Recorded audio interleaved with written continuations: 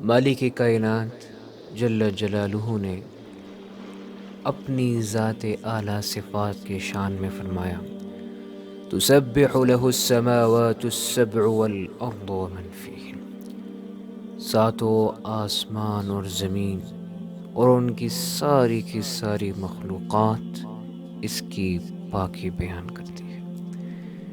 یعنی ساتوں آسمان اور زمین اور ان کی تمام مخلوقات اللہ کی تقدیس کرتی ہے، اس کی پاکی اور کبریائی بیان کرتی ہے اور اس کی عظمت و جلال کا اقرار کرتی ہے۔ محترم سامعین، تسبیح میں عظمت و کمال والے اللہ کی شان تقدس کا اقرار اور اس کی عظمت و جلال کا بیان ہے، اور اس میں اللہ تعالیٰ کے لیے ان تمام پاکیزہ صفات کا اعتراف ہے جو اس کی ذات کے لیے لائق ہے۔ در حقیقت اللہ کی تسبیح انتہائی آسان عمل ہے، مگر یہ ایک جلیل و قدر عبادت اور عظیم و شان نیکی بھی ہے۔ نبی کریم صلی اللہ علیہ وسلم کا فرمان علی شاہ ہے، آپ نے فرمایا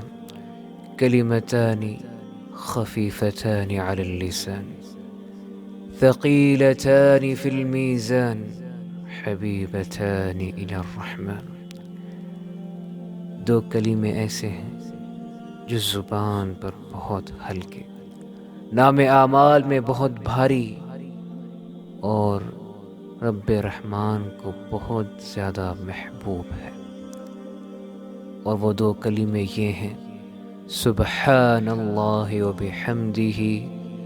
سبحان اللہ العظیم۔ سبحان اللہ ایک ایسا متبرک کلمہ ہے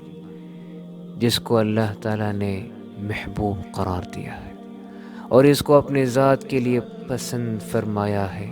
نیز اس کلمے کے کہے جانے کو بھی پسند فرمایا ہے۔ رسول اکرم صلی اللہ علیہ وسلم کا ارشاد ہے ان احب الکلام الی اللہ ان یقول العبد، بلا شبہ اللہ کے نزدیک سب سے محبوب کلام یہ ہے کہ بندہ یوں کہے سبحانک اللہم و بحمدک وتبارک اسمک وتعالی جدک ولا الہ غیرک۔ اے میرے اللہ، تیری ذات پاک ہے، میں تیری حمد بیان کرتا ہوں، تیرا نام بابرکت ہے اور تیری شان بہت بلند ہے،